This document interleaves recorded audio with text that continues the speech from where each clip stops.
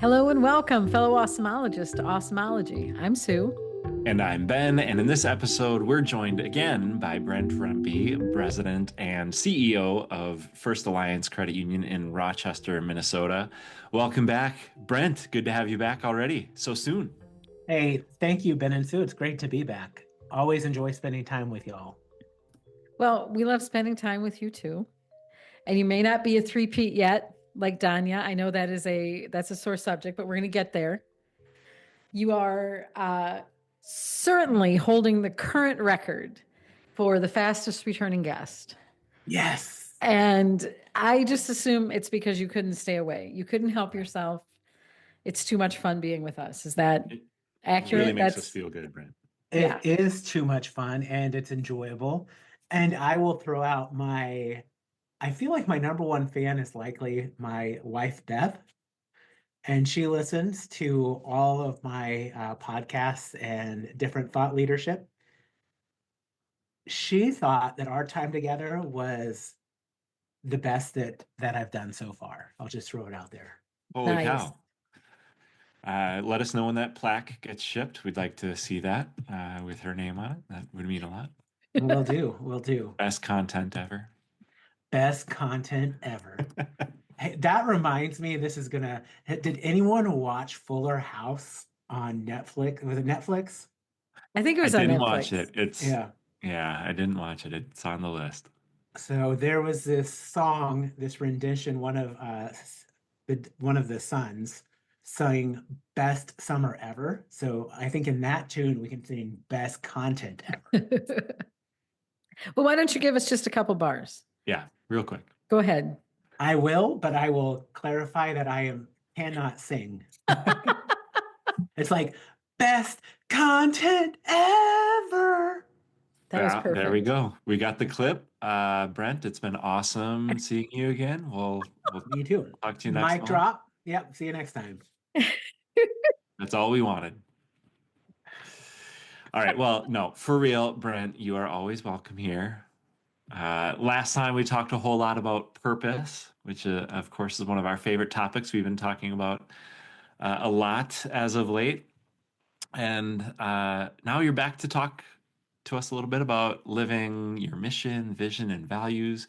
You worked with a friend of ours, Sam Plester, who was just on the podcast not too long ago, and unveiled a new mission, vision, and values this year already. So we would love to hear all about that, the process, what you came to, how you got there, any and all of it. Hit us.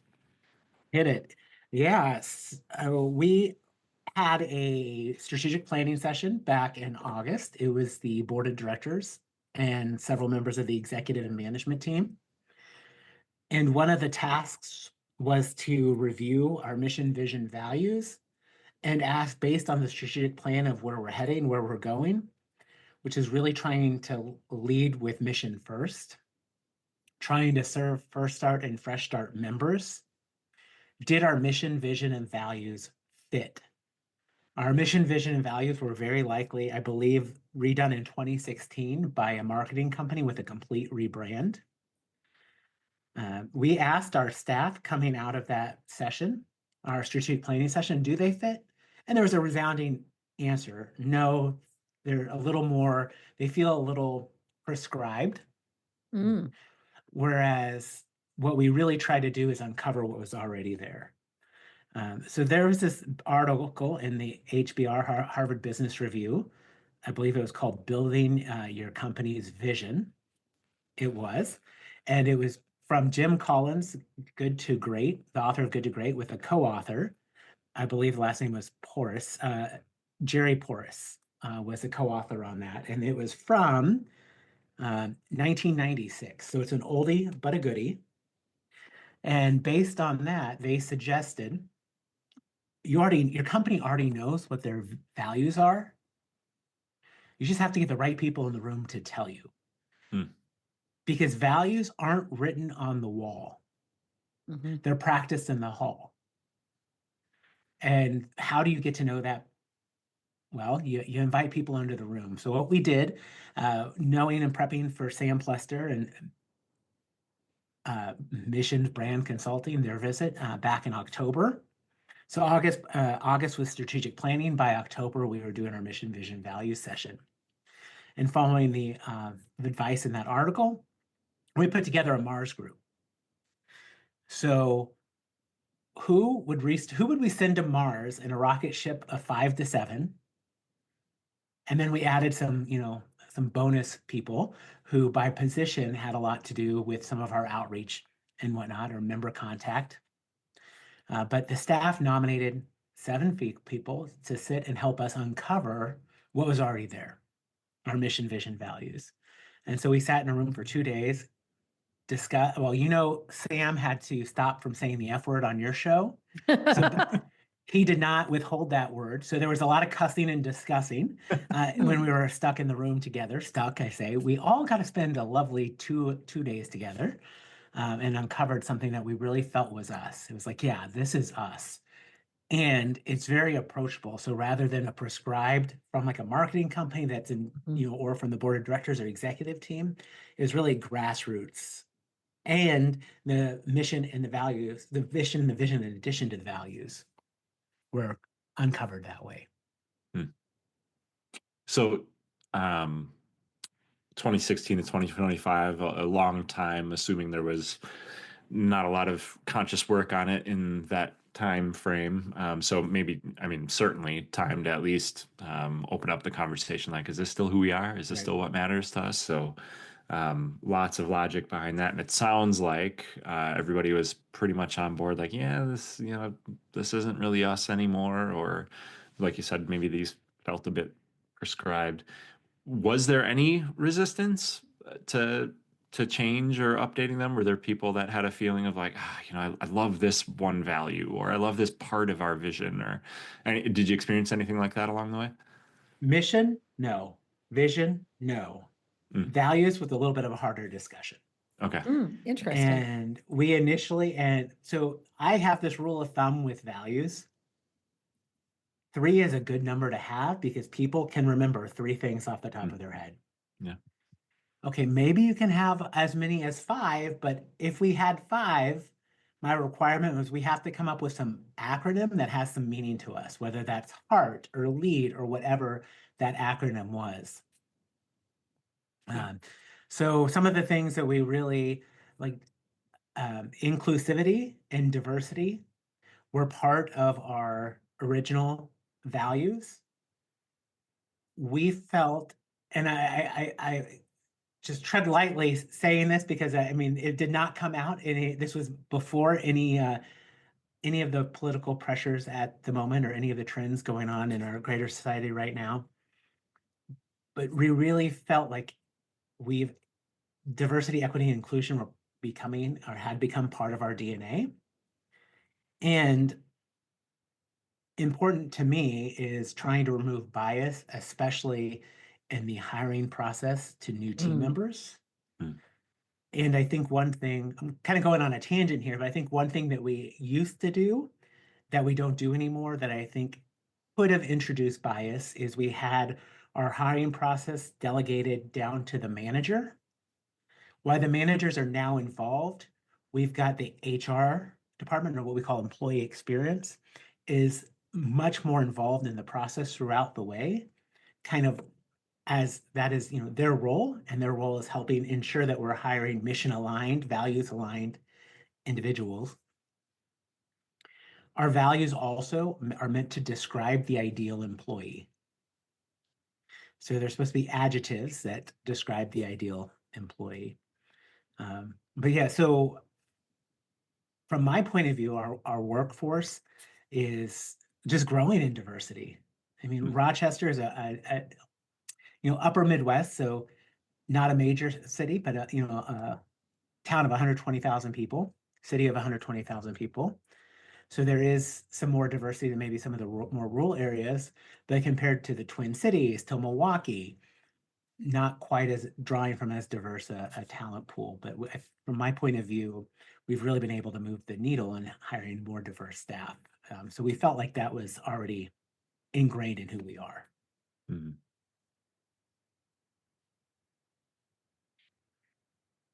you tell us a bit about the process that got you to the consensus or the discovery that like everybody was relatively cool with changing mission and vision and putting some work in on the values?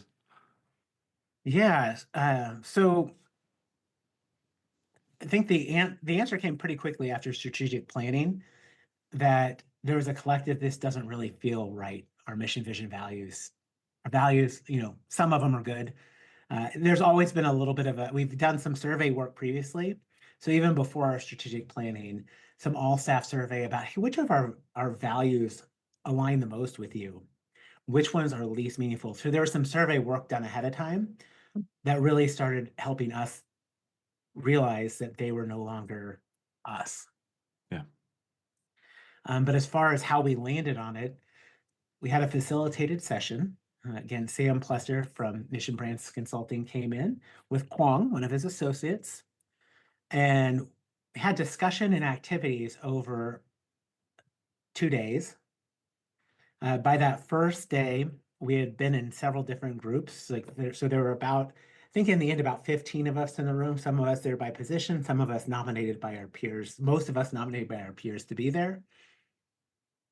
Just sat through, met in different pods. So we rotated small groups, and we went at mission, vision, values in several different renditions. Yeah. Came back for some large group discussion. Also went through some of our pre-work. We had done a number of, in addition to staff surveys, we've done a little bit of market research. Actually, Richie Liu from Xavier University in Cincinnati did some market sentiment analysis for us. And actually, we purchased, in addition to surveying our own members, we purchased a panel with Qualtrics, marketing research and survey company. So we really kind of understood our market position, both from a membership viewpoint and from a general community viewpoint as well. And did that with our field of membership. So all that kind of had a lot of background work, had also worked getting to know some of our community partners and realizing the needs in our community and the gaps that are there from a financial wellness, financial well-being perspective. So all of that kind of came together as inputs into this 2-day session. So Brent, what was your team's experience with your previous mission, vision, values? Like, were they being used robustly? Were they sort of sitting on a shelf gathering dust? I would say the mission and the vision were gathering dust. Okay. And I cannot recall off the top of my head our former mission. I should have pulled that up for you. But it was lengthy. Our vision was lengthy. Our values were on our desktops. And I think certain values spoke to people or our organization more than others. Diversity, inclusivity, flexibility are 3 that come to mind. Trust. I hope trust was one of them. No. I don't know if we trust you that trust was one of them, Brent, to be honest with you. You should not. You should not. From all of that input that you got from the community, from the Qualtrics surveys and activities, all of that, was there anything that, I don't know, surprised you at the least, or maybe even straight up blindsided you? Like, holy smokes, that didn't see that coming. Yeah, we have a tagline, all for one, which means all we do for every one of our members, essentially. So all for one. And it's just been a tagline. It's been how we sign emails. It's been in our marketing campaigns. It's part of our logo, an extended logo. And that actually, why still with both Qualtrics, both members and non-members, was favorable, it was kind of bottom of the list of favorability. And so our all for one tagline was not as appealing to our members as maybe it was to us. Members preferred something, I think both non-members and I think non-members preferred no judgment, just guidance.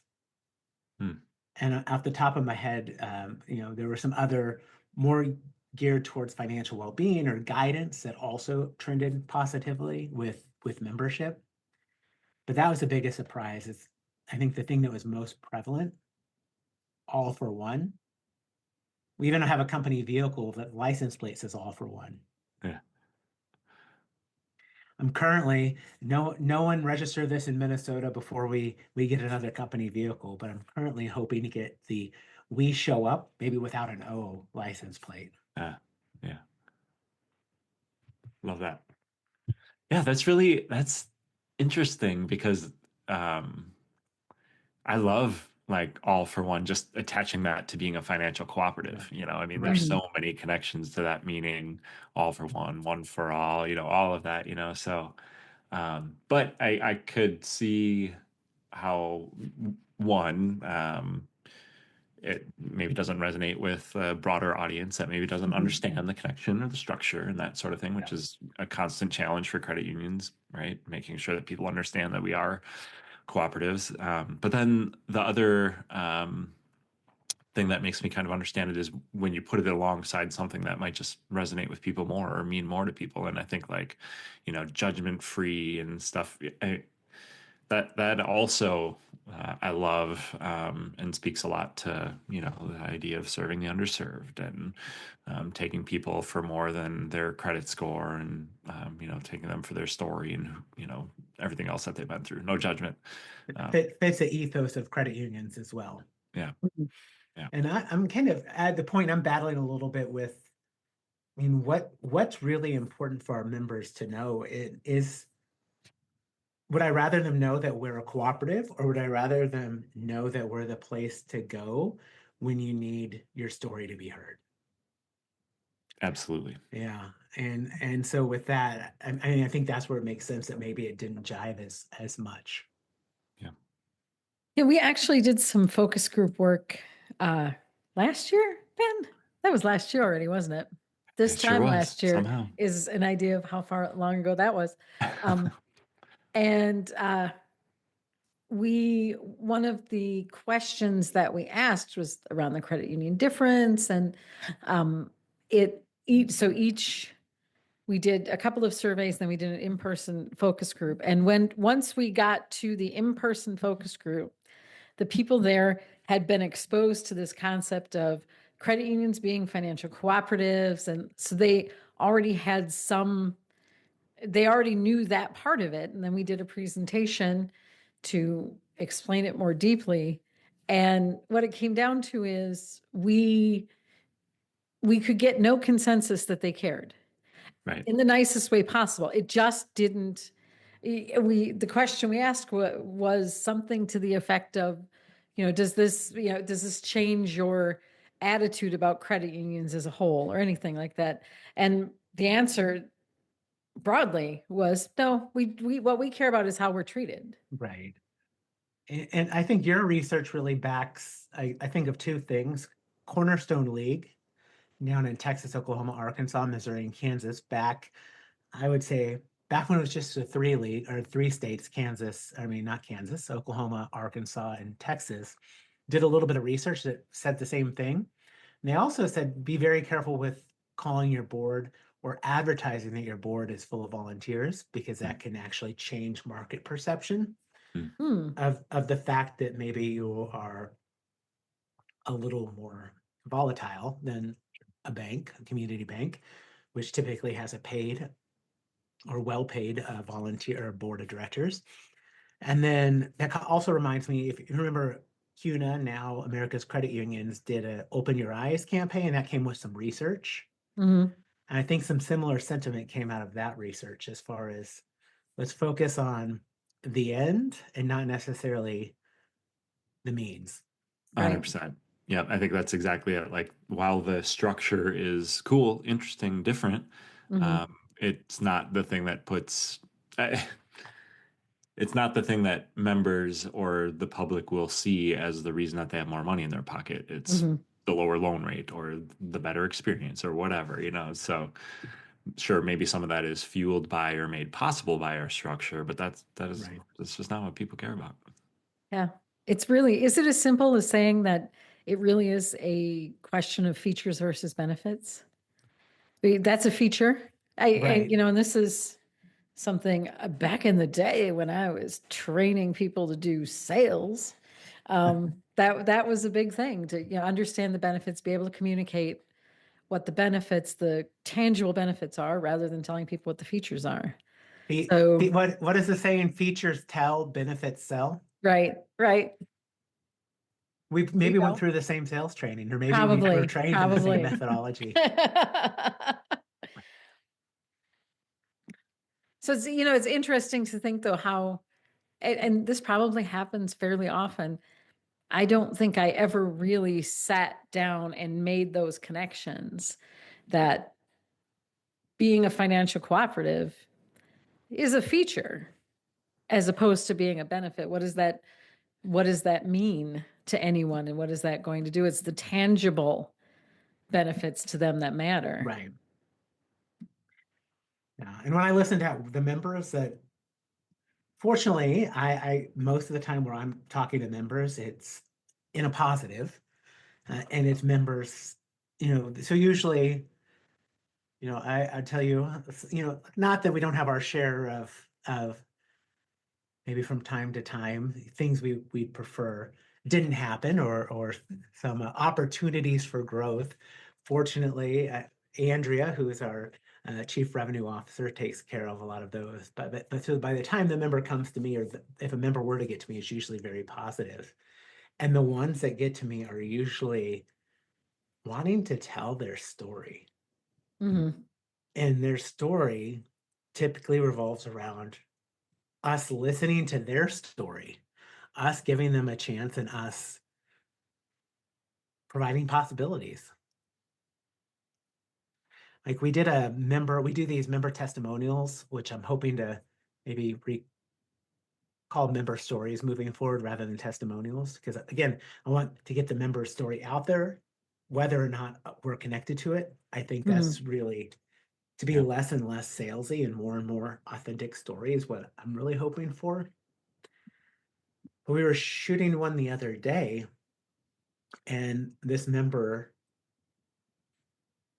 almost without any prompting, almost was telling our mission, vision, values through his stories and how we lived it in relationship to him. And it was such a beautiful thing. Our marketing coordinator, like, oh my God, like check. How did that happen? So I think that's really another aha. Mm-hmm. It's like that's where your mission, vision, and values are not on a wall, but they're being practiced in the hall. Right.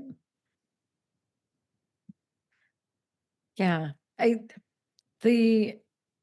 I think I'm trying to form a thought here. This is such a good conversation. Until I screwed it all up by not being able to form a thought. I think about when you talk about that member story, one of the things that uh, uh, that can be challenging is we all come with our different stories. Everybody has their own experiences. And I think in the effort to create efficiency, to save money, to do all of the other things that we need to do, there can be a temptation in the financial industry to say, okay, well, like, I get it that you have a story, but also so does everyone else has a story, and everybody has a good reason that they acted a fool. And uh, just because you think your reason is more compelling to act a fool doesn't mean that we should reverse this fee or do, whatever the thing is. But it's easy to lose sight of hearing that full story and being able to say, oh, well, no, actually, I can see the confluence of events that got these two people into the same spot. And I can see how my reaction to them should be different. It should be individualized. Yeah, I agree with you. And we really empower our employees to take the time they need with our members, but it's really twofold. really two paths. I think, we hear talk about box lending. So if your credit criteria, your loan to value, your debt to Mhm. income meet these boxes, you can maybe fast track the loan.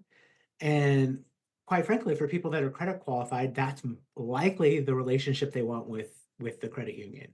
So we can do that quite easily.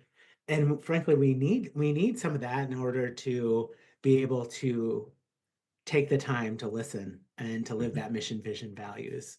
But with that, we believe that that's where our growth is coming down from, or will be coming from, by niching down and focusing on who we work with well. We believe we've seen it, maybe not so much in net income with some of the economic conditions and CECL credit Yeah. loss reserve. That's a whole nother story. But certainly in loan production and deposit growth, we're growing, and we believe it's because of that alignment, and we're starting to gain momentum there. Mhm. Yeah, what your conversation here is reminding me of is this group watch that we did that was really focused on marketing, and it kind of brought about this uh, not just credit union marketing, but marketing around the world. It brought about this challenge of efficiency versus effectiveness. And, I think that can be applied, beyond marketing for sure. I think it can be applied to the conversation that you're having. Like you said, Brent, like we need some of that efficient stuff that we can just crank out because people are qualified. We've got the standards in place for underwriting and everything that work can just get done. And that helps keep the lights on and pays for the effectiveness that can happen on the other side. And really that efficient stuff is effective because like you said, those folks want that kind of experience. They want to get in and out and they know that they're qualified and all that stuff, and that's effective for them. On the other side, though, if we tried to go that efficient route with the folks that we should be listening to their story and having conversations with, well, that will be very ineffective because you're not going to know the full picture. You're not going to understand why they're where they're at and what's possible for them and made possible through you and your services. So it was kind of a little bit of a light bulb moment just hearing you two talk about it, how that battle between efficiency and effectiveness can be applied in so many different aspects of business, of life, relationships. you know. Yeah, one of my student professors, and when I was going for a master's program, his name was Armin Pitcher Verdorfer. So Dr. Pitcher Verdorfer, German slash Italian, kind of a combo there. He lived on the northern border of Italy. But he would always say, bottom line, his tagline was always, it's all about balance. Hmm. Yeah. And how true is that in everything we do in Right. life, Yeah. personally, professionally? Yeah. So we talked quite a lot already about the impact that uh, your your updated mission, vision, values can have on members. What does that look like for a team to um, be able to live in alignment with those things, or to be able to maybe say them out loud, knowing that they were already aligned with them, Right. and make it part of their everyday? Yeah. And so I can answer that a few different ways. I'll maybe start about sharing about the rollout. So I believe in early December, we had an all-team meeting where it was in person right after I think we closed about half an hour early, just had an in-team meeting. Everyone came together and we rolled out. The team that was the Mars group, so the team that helped uncover this, rolled out our mission and vision values to their peers. And so we talk about mission, vision, values. I'll state what we came up with. Sam said it the other day, and he biffed up I believe, our mission, but everything else he was spot on with. But our mission is we show up, we listen to your story, and we provide possibilities. Our vision, and so a mission is really what we do. Our vision is aspirational. It's like if we achieve this, we'd be out of business. Hmm. And so a company's vision, in my opinion, should always be, or nonprofit, a company, whatever, it should always be trying to put yourself out of business as your aspirational. Mhm. So our aspirational is a financial oasis where everyone has access to the opportunities they deserve. Fully aspirational. The other two are practiced. So then who we are is our values. And the values are passion, persistence, and presence. 3 Ps. So our team rolled that out. We have some awards that we give out. I believe the goal is to do that on the monthly basis. I have a team running the mission, vision, and values, or the values. So we give out 3 awards for passion, persistence, and presence. And I think that might be on a quarterly basis, actually. And then we have a Teams channel where when we catch people in the act of practicing our mission, vision, and values, we have a shout out to the whole team. And so those are some of the things practically. But then I think also, when you have a new leader, so I'm 19, maybe 20 months, I think 20 months next week into my role as president and CEO of First Alliance, it can feel like change, and change can be uncomfortable. So we've had some shifts in staff, even before we redid our mission, vision, and values. But certainly once we've redefined them, those values, that's what we look for, people who can live our mission aligned, but then those values of passion, persistence, and presence are who we're looking for in hiring. And those have actually been incorporated also into our performance reviews as well. And, and unfortunately, some people self-select out because perhaps this isn't the credit union that they thought they were at. Because again, we've really tried to niche down, because I strongly believe you have to have a niche and a defined target audience in order to be successful. And in Rochester, we're known for specifically the storybook lending is, I think, really our competitive advantage. So serving the underserved through listening to their story. And so even saying that out loud and saying that more often, I think Patrick Lencioni calls the CEO, you have one job, it's really a CRO, Chief Reminding Officer. And so I'm repeating and repeating and repeating our mission and vision and values quite often. Yeah. And then sometimes some people might self-select out. Some other folks might be involuntarily separated from the organization. And it's tough and it doesn't feel good. And I lose sleep leading up to when that happens. But in the end,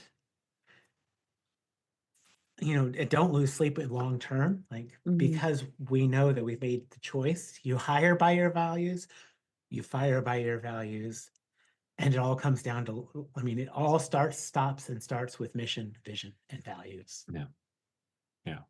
So it's a perfect segue to the next question, which is, how do you use these things to help guide decision making? And of course, the makeup of your team, how you hire, how you fire, all those things. That's a perfect and maybe one of the most logical examples for this, because this is, at the end of the day, the team that's going to deliver this stuff in your day-to-day business, right? Do you have another example of a way that you've used this work to run a decision through the filter that they provide, or help it make a decision? Yeah. Yes. So one interesting one, which might be a little bit of a hot topic depending on the audience, but the state of Minnesota legalized marijuana, or is in the process of going through legalization of marijuana. And with that comes the question, do we bank or do we not bank marijuana related business? Sure. And there, excuse me, there's been some, conversation's been ongoing. Pretty much, I think marijuana banking came up within my first 2 months here during a liquidity crunch. And that's been an ongoing conversation. We have our strategic plan, which I think our value, it mentioned that the revision of our mission, vision, values really came from that strategic plan. We've defined our ideal member, and our ideal member is First Start, Fresh Start. And we see some different demographics coming from that or stemming from that, which you could be in all four demographics. One person could be in all four demographics. The demographics were low to moderate income, small business and entrepreneur, immigrant and refugee, youth or young adult. And so one person can fit in all four of those categories. I might be an immigrant who's a young adult, who is low income, who owns a business. So with that, taking marijuana banking through that matrix and really talking about it, and does this align to our strategy? Does it fit our First Start, Fresh Start? Because we are serving First Start, Fresh Start members because of our mission, vision, and values, and that's who we are. And quite frankly, anytime a state legalizes the cannabis industry, that's an underserved market. Mhm. And so we decided that we are going to try to serve cannabis-related business, at least at certain levels. I mean, we have a policy which is going to the board later this week, and we have tier 1, 2, and 3. And off the top of my head, I can't tell you what's in category tier 1, 2, or 3, but we've decided we will lend to like certain tier, and then allow the rest of the tiers, I believe, to bank with us, if I recall the policy off the top of my head. And so that was, again, filtered through that mission, vision, values, our strategic plan, and our ideal member. Yeah. Love that. That's like consciously activating these tools that you spend a lot of time and resources and money on, developing. That's awesome. Where the rubber meets the road kind of stuff.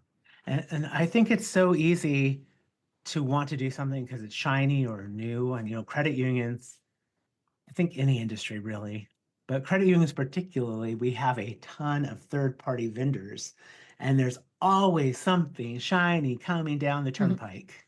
I'm from Oklahoma when I call the road a turnpike, but there's always something shiny coming down the turnpike. And, with that, really being able to filter those shiny objects to seeing which actually help us achieve what we're striving to achieve versus being a distraction or being something exciting or a fad. Yeah, it makes, we're big believers in mission, vision, values, of course.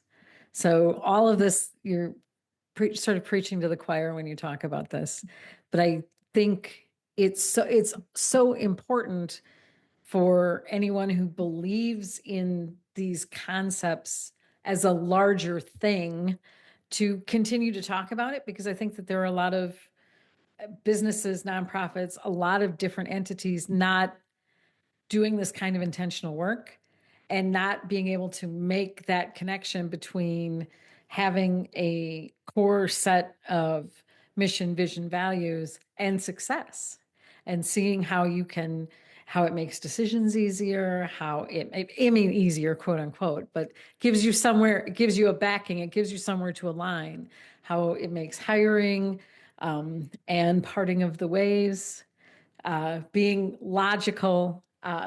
But what happens, Brent, when a business has core values and they are somehow not aligned with them? They have them, they exist, they're on a wall, and they're not aligning with them. How do they get back on track and get in alignment? So from my perspective and from my thoughts on what we just experienced, I don't think you do. Okay. If they're just sitting there on collecting dust on the wall, I highly recommend personally, just again, through this experience, really choosing a small group of people. Again, I think democracy nominations really can help the team buy in. But have a representative democracy of your organization come forward and try to uncover. I mean, you don't necessarily need to hire Sam, or exclamation, but I can almost guarantee you they're more than ready to come help. And just having the conversation on, Mhm. is this aligning? Why is this not aligning? Is this no longer us? What is us? Even less time intensive, some staff surveys can help narrow it down pretty quickly. Not download, it's a web-based application, but go to SurveyMonkey. Yeah. Type up an application. Use ChatGPT to help you write some probing questions. I mean, it can be a very little lift to at least start asking the questions. But if you're not practicing, if you're stating values that you're not living, those aren't your values. Yeah.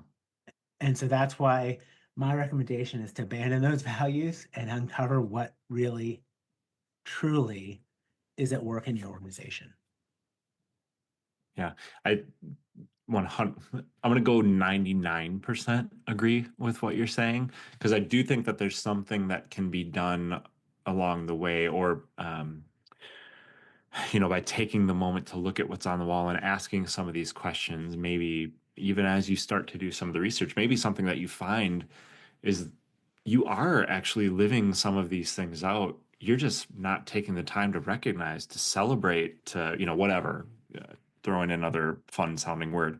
But I do think that that's an important part of it too. And I'll say one of my biggest challenges or weaknesses as a leader is to take those moments to stop, take a big old breath, look at the stuff that's on the wall, look at the tools that we're using to guide our organization, whether that's our strategic plan or our mission, vision, and values, and say, holy cow, like Sue just like did that last week, and like I didn't even give her a high five for it, let alone like recognize her for it officially, so um something we all probably could do a little better, I'm sure. But And I love a crisp high five. I know. And when you deny me that, it's painful. I got my one of my team members, Leanne, who is our collections manager, our Linda loan administration manager.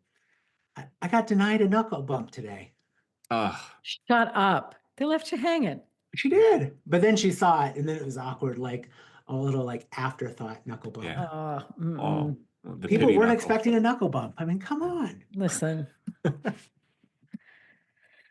Well, and let me push back on you because of the number of times, and I think it's also kismet that where our 6 big ideas and our mission are, you can see it right out your window, because the number of times since we put those up that I have been standing in that sort of corner area of your office by your door and have you go, um, I look over your shoulder and I can see, this on the wall. And it seems to me like that is the thing we should be doing. And I don't know, probably a handful of times. Yeah, You have said that out loud. So for sure. Yeah, and I do think that is part of the purpose of them being on the wall, as cliche as it is, and as much as people that facilitate strategic planning sessions say they're not just a thing that lives on the wall and all of that. And like, yes, all of that is true for sure, but also speaking from someone who needs the visual reminder and literally has to walk past it before I go into my office and start working, that's been a huge gift to be able to consciously have that presented to me before I start to work. And I know that subconsciously it's impacted some of my decisions and my communication and things like that. Well, before we wrap up, Brent, what's one piece of advice you'd like people to know from our conversation today, or maybe something that hasn't been said yet? Yeah. To me, I just reiterate that I think it all starts and ends with mission, vision, values. And so my piece of advice leading to what your recent suggestion, Ben, is really doing an assessment of how your organization is living your mission, vision, values. Are you enacting what you espouse? Are you living what's stated? And just starting with a little bit of a self-assessment there, because I think so often, just similar to goals, if it's not written down, if it's not forefront, if you don't see it, it's easier to forget about it. Yeah. Mhm. Yeah. So I would say treat your mission, vision, values, and living them like goal setting, and come up with some kind of tape measure to assess Hmm. alignment. Yeah. And that's going to look different to different organizations. Yeah, definitely. Yeah, I would imagine no two are the same. Um, and best case scenario, you do that and you realize like, holy cow, actually we're kind of Mhm. living these things. Like we're doing this. Or, Yeah. similar to a goal, like, holy cow, we're on track, right? Yeah. That's maybe the best case scenario, but the more realistic one is probably like, yeah, we have some work to do. Yeah. And that's okay too. Then do the work. Right.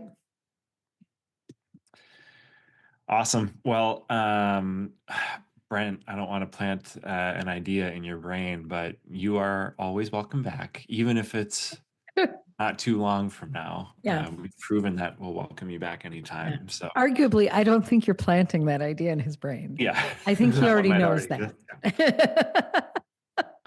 But before we wrap up this time with you, Brent, let's talk about something awesome where we'll transition to our something awesome segment. I hope you brought something. If not, heads up, you've got about 30 seconds to think of it. Oh, I've got And something. as I was thinking about my something awesome, just some things came together for me today. It's warming up a little bit, and spring and summer are kind of in the air. So our family's been talking about our summer plans, starting to build our mini 2025 summer bucket list. Like, what are the things we want to do and get done this summer? And our little baby girl Olive just turned 3 this weekend, so she's right in like that prime zoo attendee time in her life. So when Charlie was about that age, 3, 4, I swear we visited like every major zoo in the country, which was awesome. But now we got to do it all again. We want to do it all again. So one that we haven't been back to in a while is the Minnesota Zoo, and you being in Rochester, I thought it was appropriate.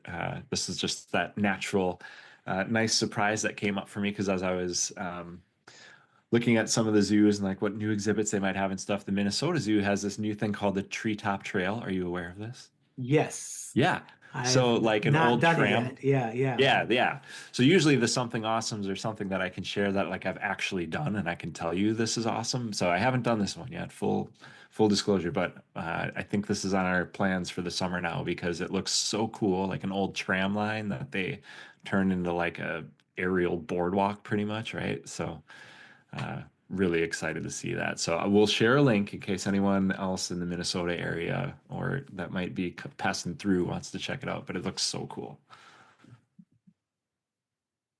I I've heard it's cool. I think my wife and son were members of the zoo, and Beth and Toby have gone up, and they said it was very windy the day they went up. Mm, probably But makes it a little scary. I think the coolest thing about the Minnesota Zoo is we even like going there in the winter because they've got such a significant indoor part that it's if we're going up to the cities and want to have some time walking or physical activity that's not, in sub or Mhm. below zero or below 32-degree weather, the Minnesota Zoo provides a nice respite. Yeah, cool. And though my favorite zoo in the country is actually, I believe is it the Cheyenne Mountain Zoo, but in Colorado Springs? Hmm. I'm trying to think of the exact name of the zoo, but it's the coolest zoo. It's in the side of a mountain. Oh, Oh, wow. wow. And you underestimate, Colorado Springs is a smaller city. You might underestimate it, but it's just one of the coolest zoos I've ever been to. All right. It's on the list. All right, Brent, you said you got something. What do you got for us? I do. Tying back into our mission, vision, values, one of the P's in our values, presence, and how nice the gift of presence can be. Not just, and it's a double-edged, I mean, it's a gift that gives back. And so, not sure, usually, again, I think you want to share something, but I'm just going to encourage people to take a moment to be present with their loved ones.